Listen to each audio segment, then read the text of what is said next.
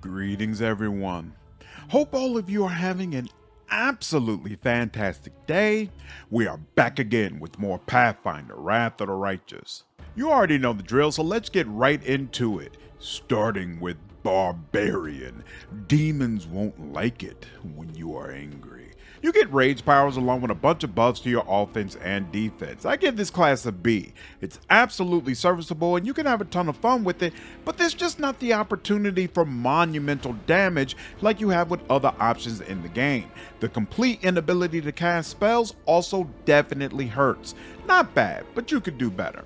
Moving on to the subclasses, we have Armored Hulk. This class loses all rankings of Danger Sense, which is irrelevant since you should be picking up tracks for XP instead of walking over them. It also loses fast movement, but this is made up for in some of the abilities you gain.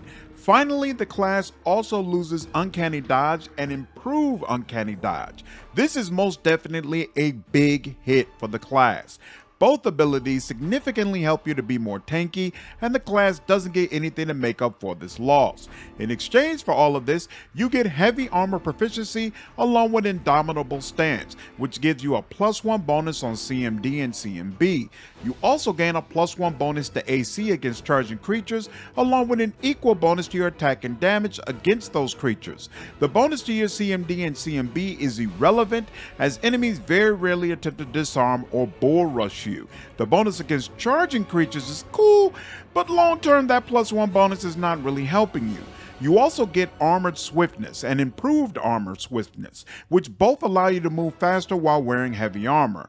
Finally, 6 ranks of Resilience of Steel will make you more resilient against critical hit confirmation rolls. I give this class a D.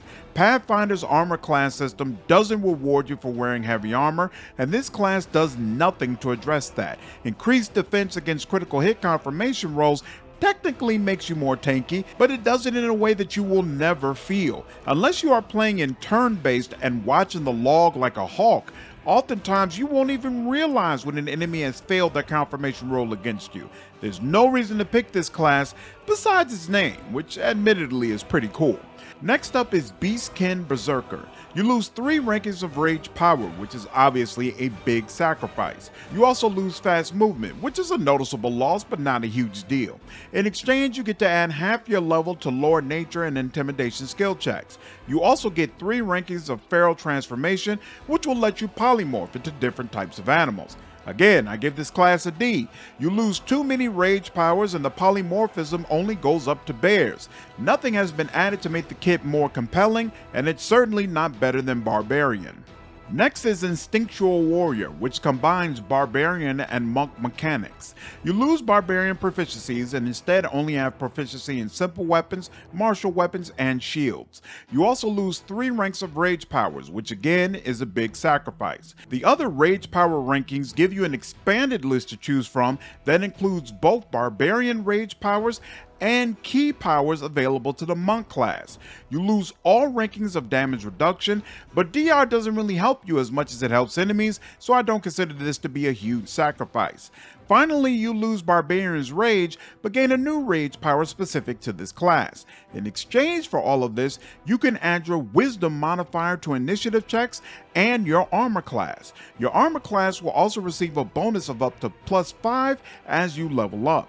You also get Focus Rage, which functions like Rage, except it gives you a +2 bonus on attack rolls and Wisdom, and your Wisdom modifier determines how many times you can use it each day. At level 11, the bonus to attack and Wisdom increases to 3.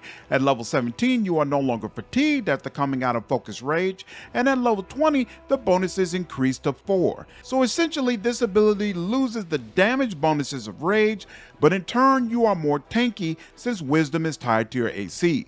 I wouldn't call this a preferable trade-off, but it's not terrible. At level 6, you can automatically pick up Blind Fight, which allows you to roll a second time if you miss an enemy due to concealment. Concealment is by far the most effective defense enemies have in Wrath of the Righteous, so this is actually a big deal. You also don't lose your dexterity bonus to AC when attacked by invisible characters, which could be very helpful depending on your build. At level 10, you get Improved Blind Fight, which makes you ignore the mischance for less than total concealment. Obviously, this helps you in a big way. Finally, at level 14, you get Greater Blind Fight, which lets you treat total concealment like regular concealment, reducing the miss chance from 50% to 20%. For both Improved and Great Blind Fight, you still get to re-roll if you miss due to concealment. At level 18, you gain Blind Sight within a range of 15 feet, which is basically like having echolocation on permanently and makes concealment even more negligible. I give this class an S+. Again, concealment is pretty much the biggest issue when trying to punch through enemy defenses. A few bosses have crazy high spell resistance or armor class rankings, but concealment is heavily prevalent, especially in the mid to late game. Having a melee warrior with a high base attack bonus who can basically ignore concealment is a massive boon to any team. On top of all this, clearly this class is a fantastic opportunity to play through the game as Daredevil, the man without fear. He uses echolocation abilities to pinpoint his enemies and engage in fights where he is oftentimes heavily outnumbered. Next on the list is Invulnerable Rager. It loses all ranks of Danger Sense, which again doesn't matter. It also loses Uncanny Dodge in its upgrade, which again makes you significantly less defensive. Finally, it also loses all ranks of damage reduction, but in turn you gain a different type of damage reduction that equals half your Barbarian level. This is certainly an upgrade over the original version, but I don't feel like it makes up for losing the Uncanny Dodges. If an enemy rogue is able to flank you and hit you with a sneak attack, it will do a hell of a lot more damage than the 10 points this ability would allow you to resist at level 20. So even though DR is upgraded, this class overall is less tanky. You also gain Extreme Endurance, which will give you points of resistance against fire and cold damage. That's alright, but it's certainly not something that will make or break your build.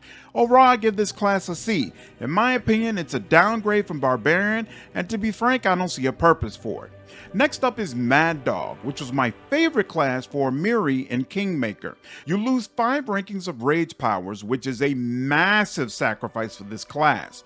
You don't gain access to Rage until level 4, and you lose the +4 bonus to saving throws against enchantment spells. These are both noticeable losses as well. Damage reduction is changed so that at max level, it will give you a 4 flat bonus instead of a 5 flat, but you will also give that DR to your pet. Finally, you lose Uncanny Dodge and its upgrade, but this time it doesn't matter since you should be mounted on your pet anyway. In exchange for all that, you get a pet at level 1. This is a huge deal, as pets absolutely make the game easier from an offensive, defensive, and quality of life standpoint. You get to choose from the full list of pets, and as long as you pick one that's large enough, you will be able to mount it. While mounted, any enemies that attack you must go through your pet's armor class and kill it first before they can target your armor class, which allows you to be very durable without having any defensive feats or abilities. Some pets, such as the wolf, are automatically able to trip enemies when they attack, which knocks them prone, giving you some crowd control against melee combatants.